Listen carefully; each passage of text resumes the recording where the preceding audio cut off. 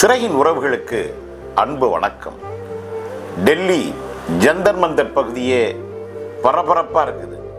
நாள்தோறும் ஆயிரக்கணக்கான இளைஞர்கள், பெண்கள், மாணவர்கள், சமூக ஆர்வலர்கள், முக்கியமான அரசியல் பிரபலங்கள் சாரையா போயிட்டு இருக்காங்க. என்ன அப்படி அங்கே நடக்குது, யாரை பார்க்க போறாங்க அப்படிங்கிறத பற்றி தான் இந்த காணொலியில் நாம் விரிவாக பார்க்க இருக்கின்றோம். கடந்த ஜூன் மாதம் 28ஆம் தேதி ஒருத்தர் அங்கே போய் உண்ணாவிரதம் இருக்க ஆரம்பிக்கிறார். இன்றைக்கு 20 நாள் ஆகிவிட்டது. தொடர்ச்சியாக பல்வேறு கோரிக்கைகளை முன்வைத்து அந்த நபர் இன்று வரை உண்ணாநிலை போராட்டத்தை பிடிவாதமாக உறுதியோடு நடத்திட்டு வர்றாரு. அவர் பேர் தான் சோனம் வாங்சுக். இவர் 1966ஆம் ஆண்டு பிறக்கிறார். அதற்கப்புறம் தன் கல்லூரி வாழ்க்கையில் பொறியியல் படிப்பை தேர்வு செய்து அதில் மிகச்சிறந்த மதிப்பெண்களை பெற்று பட்டம் வாங்குகிறாரு. பல்வேறு விஞ்ஞான கண்டுபிடிப்புகளின் வித்தகராக இவர் இருக்கின்றார். அது மட்டுமல்ல, சமூக ஆர்வலர், சூழலியல் போராளி என்ற பன்முக தன்மை கொண்ட ஒரு மல்டி பர்சனாலிட்டி தான் இந்த சோனம் வாங்சுக். பல்வேறு நாட்டில் இருக்கின்ற சமூக ஆர்வலர்களுக்கு இவர் முன்னுதாரணமாக விளங்கிய காரணத்தினால் இந்தியில் ஒரு திரைப்படம் எடுத்தாங்க. அதுதான் 3 இடியட்ஸ். அந்த படத்தில் நடித்தவர் அமீர் கான். எதற்காக இந்த இடத்துல இதை நம்ம பதிவு செய்கிறோம்னா, சோனம் வாங்சுக்கை இன்ஸ்பிரேஷனில் தான், அவருடைய தாக்கத்தில் தான் இந்த படம் எடுக்கப்பட்டது. இந்த படத்தோட தாக்கத்தில் தான் இப்போ தமிழகத்தின் முதல்வராக இருக்கார்ல விஜய், அவர் கூட சோனம் வாங்சுக்கோட தாக்கத்தில் நடித்த படம் தான் நண்பன் அப்படிங்கிற படம். இப்படி பல்வேறு ஆளுமைகளுடைய கவனத்திற்கு உள்ளானவர் தான் சோனம் வாங்சுக். அது மட்டும் இல்லை நண்பர்களே, லடாக் பகுதியில் அதாவது லடாக்குங்கிறது காஷ்மீர், அருணாச்சல பிரதேசத்தை ஒட்டிய ஒரு சின்னஞ்சிறிய மலை கிராமங்கள் நிறைய கொண்ட ஒரு பின்தங்கிய பகுதி. அந்த லடாக் பகுதியில் கல்வியில் சீர்திருத்தத்தை கொண்டு வர வேண்டும், சூழலியலை பாதுகாக்க வேண்டும், அந்த பழங்குடியின தன்மை கொண்ட அந்த மக்கள் இருக்கின்றார்களே மலை கிராம மக்கள், அந்த மக்களுடைய கலாச்சாரத்தை பாதுகாக்க வேண்டும் அப்படின்னு தொடர்ச்சியாக அவர் போராடி வந்தார். எதற்காக அவர் கல்வியை பிரதானமாக எடுத்துக்கொண்டார் என்றால், இந்த கல்வி முறை, ஐரோப்பிய கல்வி முறை, இந்த சிஸ்டம் சரியில்லை, இது ஒட்டுமொத்தமாகவே இதை தூக்கி எறிந்து விட்டு செயல்முறை கல்வியை கொண்டு வரணும், எய்டட் எஜுகேஷன், ப்ராக்டிக்கல் எஜுகேஷன் அப்படின்னு ஒரு செயல் வடிவ கல்வி முறையை அந்த பகுதி மக்களுக்கு கொண்டு வரும் பொழுதுதான் சூழலியலையும் கலாச்சாரத்தையும் பாதுகாக்க முடியும் அப்படிங்கிற அடிப்படையில் தொடர்ச்சியாக போராட்டங்களை முன்னெடுத்து வந்தார். ரெண்டாவது, அவர் லடாக் பகுதியை தனி மாநிலமாக அறிவிக்க வேண்டும் என்று ஒரு நீண்ட நெடிய போராட்டத்தை நடத்தினார். அதற்காக பல முறை சிறையில் அடைக்கப்பட்டார். அது மட்டுமல்ல, லடாக்ல இருந்து டெல்லி வரையும் ஒரு நீண்ட பயணம், எப்படி மாசைதுங் அவர்கள் லாங் மார்ச் ஒன்று சீன புரட்சிக்காக நடத்தினார் இல்லையா, அதை போலவே டெல்லி சலோ என்று ஒரு மிகப்பெரிய பயணத்தை லடாக்கில் இருந்து டெல்லி வரையும் துவங்கும் பொழுது இதே போல கைது செய்யப்பட்டு சிறையில் அடைக்கப்பட்டு அதுக்கப்புறம் விடுதலை செய்யப்பட்டார். இப்படியான போராட்டங்களை அவர் தொடர்ச்சியாக அமைதி வழியில் போராடிக்கிட்டே வந்தார். அதே போல் உண்ணாநிலை போராட்டங்களை முன்னெடுத்தார். இப்படி பல்வேறு போராட்டங்களை தொடர்ச்சியாக முன்னெடுத்த நிலையில்தான் இன்றைக்கு டெல்லி ஜந்தர் மந்தரில் 20வது நாளாக தன்னுடைய உண்ணாநிலை போராட்டத்தை தொடர்ந்து கொண்டிருக்கின்றார். இந்த சூழ்நிலையில் அவர் 9 கிலோ எடை குறைஞ்சிடுச்சு, இரத்த அழுத்தம் குறைஞ்சிடுச்சு, சர்க்கரை அளவு குறைஞ்சிடுச்சு, உயிருக்கு போராடிக்கிட்டு இருக்கார்.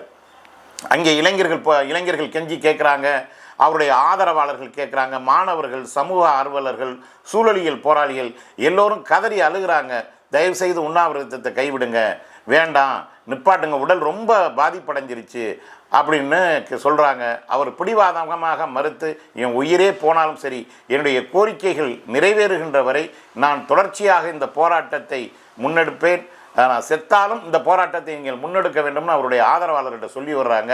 இந்த சூழ்நிலையில் அவங்க ஆதரவாளர்கள் டெல்லி உயர்நீதிமன்றத்தில் ஒரு வழக்கு போட்டிருக்கிறாங்க. இன்னும் 2 நாள் இப்படியே விட்டால் மனுஷன் செத்து போயிடுவார், எனவே கட்டாயமாக உணவை கொடுப்பதற்கான உத்தரவை நீங்கள் வழங்க வேண்டும். இந்த அரசாங்கம் கண்டுகொள்ளாமல் இருக்கின்றது.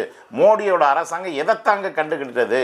அவனுடைய நலன் எல்லாமே அம்பானி, அதானி, இப்படி கார்பரேட் முதலாளிகளுக்காகத்தான் கடந்த 3 முறையாக இந்த நரேந்திர மோடி ஒட்டுமொத்த இந்தியாவையும் உலக நாட்டின் முதலாளிகளுக்காக இந்தியாவில் இருக்கின்ற வட இந்திய பெருமுதலாளிகளாக விற்று கூறுபட்டு விட்டார்.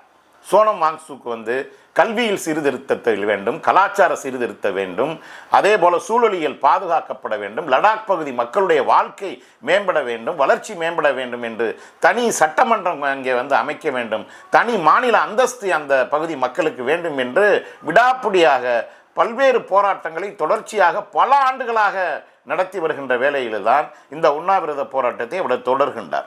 அது மட்டுமல்ல உறவுகளே, இவருடைய அரிய விஞ்ஞான கண்டுபிடிப்புகள் என்னன்னா, அந்த லடாக் பகுதி பயங்கரமான குளிர் பிரதேசம். அதாவது அந்த லடாக் பகுதி இருக்குது பார்த்தீங்களா, கடுமையான குளிர் பிரதேசம், பனி பிரதேசம்.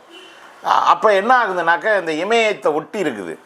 அப்போ என்னன்னா அங்கே வாழவே முடியாது. அப்போ அவங்களுக்கு ஒரு வீடை கண்டுபிடிக்கிறாரு, களிமண்ணாலே உருவான வீடு. அந்த வீட்டில் என்ன விசேஷம்னா, -15 டிகிரி குளிர் அடித்தாலும் அந்த குளிர் அந்த மக்களுக்கு பாதிப்பு ஏற்படுத்தாது. அப்படியான ஒரு கண்டுபிடிப்புகளை அவர் கண்டுபிடிச்சிருக்கிறாரு. இது மாதிரி நிறைய அபூர்வமான விஞ்ஞான கண்டுபிடிப்புகளை இந்த மக்களுடைய பாதுகாப்பிற்காக கண்டுபிடித்த பெருமகன் தான் சோனம் வாங்சுக். இந்த லடாக் பகுதி இருக்குது பார்த்தீங்களா, அது ஒரு யூனியன் பிரதேசம். போதிய வளர்ச்சி கிடையாது, போதிய பாதுகாப்பு கிடையாது, அரசாங்கத்தால் புறக்கணிக்கப்படுகின்ற பகுதியாக இருக்கின்றது.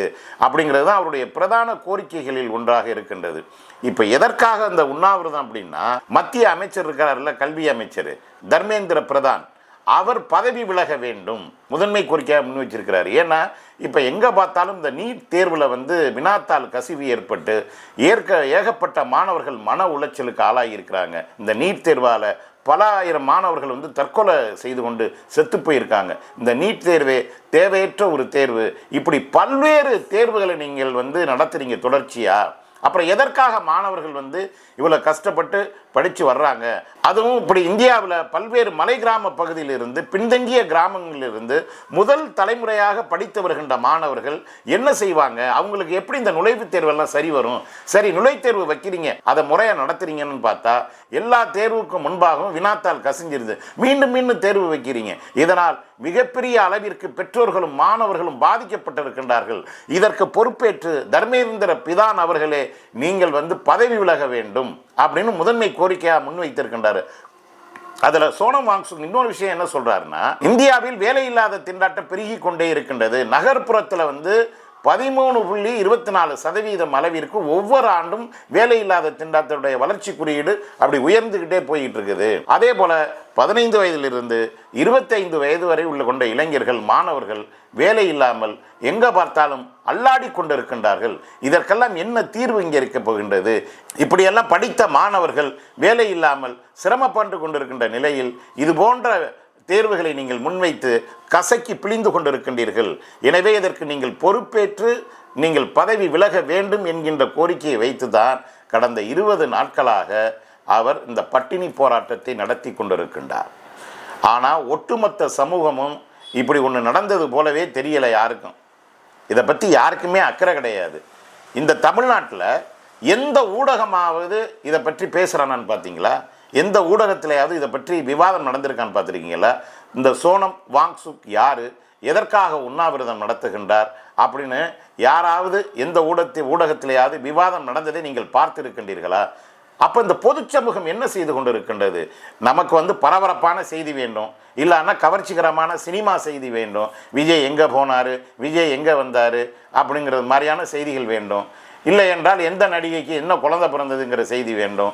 இப்படி தானே போயிட்டுருக்குங்க. இப்படி தானே தமிழ்நாட்டு அரசியலும் தமிழ்நாட்டு சமூக நிலைமையும் போய் கொண்டு இருக்கின்றது. அப்போ ஒவ்வொருவரும் இதற்கு பொறுப்பேற்க வேண்டும். இது பேசு பொருளாக்கப்பட வேண்டும். யார் இந்த சோனம் வாங்சுக்? இவர் எதற்காக போராடுகின்றார்? யாருக்காக போராடுகின்றார்? தன் உயிரையே ஆயுதமாக்கி இவர் இந்த போராட்டத்தை முன்னெடுத்து கொண்டிருக்கின்றார். இவருக்கு ஆதரவு தெரிவிக்க வேண்டும் என்கின்ற வகையில் இது வெகு மக்கள் இடத்தில் ஒரு பேசு பொருளாக மாற்றப்பட வேண்டும். இவருடைய உண்ணாவிரத கோரிக்கைக்கு பொறுப்பேற்று மத்திய அமைச்சராக இருக்கின்ற தர்மேந்திர பிரதான் பதவி விலக வேண்டும் என்று சோனம் வாங்சுக் சார்பிலும் அவருடைய ஆதரவாளர்கள் சார்பிலும் சிறகு ஊடகத்தின் வழியாக நாம் கேட்டுக்கொள்கின்றோம். நன்றி, வணக்கம். அடுத்த காணொளியில் சந்திக்கின்ற வரை விடைபெறுகின்றேன். நன்றி, வணக்கம்.